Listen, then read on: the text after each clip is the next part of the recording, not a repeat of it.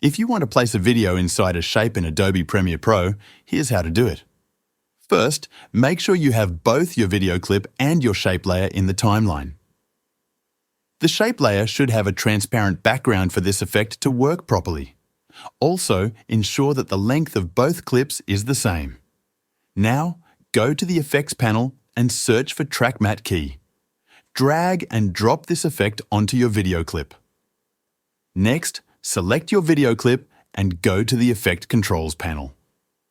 Under the Track Matte key settings, find the Matte drop-down menu and select your shape layer. The name in the list will correspond to the track where your shape layer is placed. Once selected, your video will now appear inside the shape. You can adjust the position of the shape layer to move the frame around or change the position of the video layer to control what part of the video is visible inside the shape. And that's it. Thanks for watching.